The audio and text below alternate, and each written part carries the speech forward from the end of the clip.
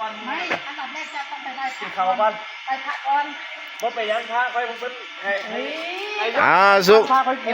สุกไก่สบายดีสุกไก่สบายดีโอ้เอาสั่งได้ยินข่าวว่าให้กกอกกันมาสั่งลงทานได้ดีโอ้ยได้ป้าหากินแล้วนี่เหรอเดี๋ยวพ่อมีข้าวเหลือบาทให้กินเขาก้อนบาทบ่เนาะไปพระใส่กล้องไปมีข้าวไปกินในครัวเลยเขาก้อนบาทบ่เนาะมีสวัสดีครับครับสวัสดีครับผมสวัสดีครับดีมีแหงพี่ไอ้ถ้าแบบว่าผมยกหินก้อนนี้ขึ้นผมจะถึงแล้ววันที่1ป่ะถือครับใครดูถือใครยกขึ้นถือดิครับถือหินทับตีนถือลองดูอันนั้นยังว่าขั้นตอนต่อไปนะครับก็ยินดีต้อนรับทางพี่อาชิตนะครับเดินทางมาฮอดวัดบ้านเดือเป็นที่เรียบร้อยแล้วครับเพราะว่าเราแม่นาตีเนี่ยคนว่าจะกลับที่พักคนว่าจะกลับที่พักเดินดูจะกลับเป็นตัวอันนี้น่าจะนอนไหนไอ้ฮะนอนแล้วนอนโรงแรมที่อย่างเลยนอนที่พักโรงแรมนะที่พักโรงแรมจะบนนอนวัดป่ะเขาบอกให้นอนมันมื้อคืนผัดฝนตกมื้อนั้นน่ะนะขับไม่ให้นอนไปกินข้าวนอนได้อยู่แล้วแต่สะดวกบ่มีปัญหาอยากนอนใส่ก็ได้แต่ว่าเพิ่นก็ดูแลที่พักให้อยู่ทางคุณพี่อนุวัฒน์เพิ่นอันนั้นอยู่เพราะเพื่อความสะดวกคล่องตัวเดินทางมานี่มาจากไสโดยตรงเลยนี่จากบ้านเพิ่นบ่บ้านครับมาจากอุดรโอเครถไม่อยู่แล้วดิเดี๋ยวรถเพิ่นออกแล้วผมไปแล้วไม่ทันแล้วเดี๋ยวพี่ใหญ่เพิ่นอยู่หั่นเด้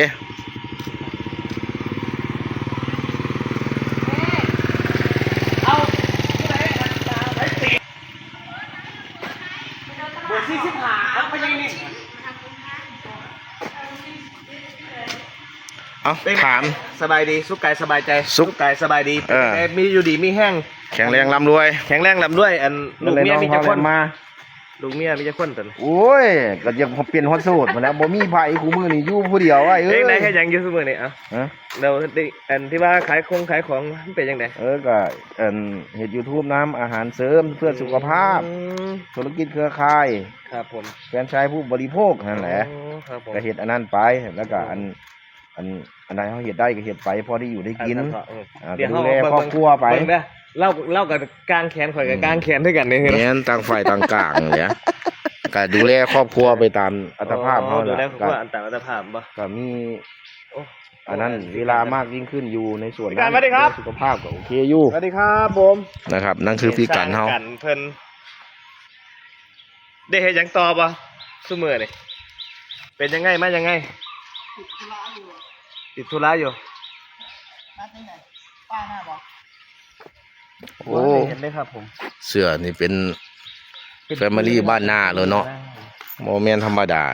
มานี่แล้วมางานเท่านี้นะครับผมเป็นไงพี่กันจะอ้วนชวนขึ้นก็ประมาณนี้นะพี่น้องเด้อนะครับแอร์ชิดมาฮอดแล้วนะครับพี่ว่าผมอ้วน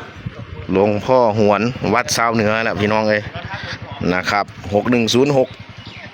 ราชบุรีเดินทางมาจากบ้านหนองแสง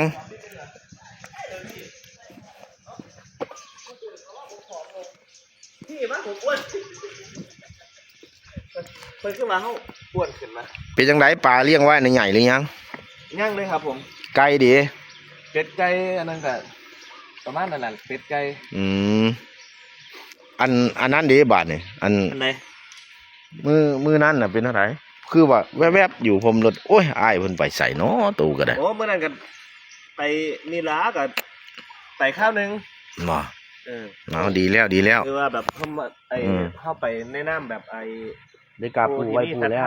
โอ้ครับผมดีแล้วเรามางานบวงสรวงในฐานะผู้มีศรัทธาศรัทธาในองค์ปู่ปาริจิตก็เลยมาครับผมวันนี้ก็เลยได้ไปขึ้นคู่กับไอ้แมนลาตีนี่โอ้ครับผมขึ้นคู่แล้วเมื่อยกับเมื่อบ้านนั่นได้พักผ่อนร่างกายพักผ่อนร่างกายก็ได้มานี่นะถึงเวลาก็มาดีแล้วไอ้อยู่ใส่กระเอ็ดบุญได้คือกันนั่นละแม่นครับผมเพิ่นก็น่ารับปากกับแม่ลาตีไว้ว่าอันสิมานี่ล่ะสิมางานครับผมรับปากเพิ่นไว้แต่โดนแล้ว เพิ่นก็ทักส่วนมากกันล่ะ ครับ ดีแล้วดีแล้ว ก็เลยได้มา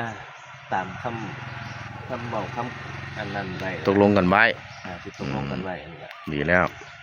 ทำตามคำพูดไปนะครับ ผม เบิ่งจบเบิ่งต้นไปไอ้นี่ เป็นหยัง เบิ่งต้นไอ้นี่ว่าไอ้หมากลิ้นฟ้า มักลิ้นฟ้าลิ้นไหม้บ้านเฮาเลย เพราะว่าแม่นี่ได้เบิ่งใบมันนะครับ เป็นช่วงใบไม้ก็ร่วงหล่นไปตามกาลเวลา แม่นครับ กิ่งก้าง่าไม้ก็ไปตามสภาพ การเปลี่ยนแปลงในธรรมดาละพี่ แม่น เคยเปลี่ยน ลุงพันธุ์จนลืมชื่อแล้ว โอ้ย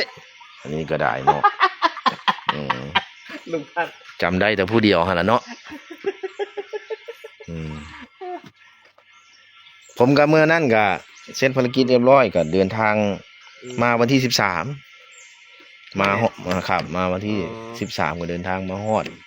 ก็ได้นอนแล้ว2 คืนเฮ็ดหันเฮ็ดนี่เตรียมงานน้ำเพิ่นนะก็เสร็จเรียบร้อยหมดแล้วล่ะนะครับ แล้วก็มื้อเช้าเพิ่นก็ทำบุญเลี้ยงพระถวายพระทหารเช้าก็เหลือแค่ช่วงบ่าย แล้วก็จะมีโรงทานแหน่มีทางนางรำทางอย่างสิมาช่วงบ่ายนี่ล่ะ ส่งมาเลย ครับผม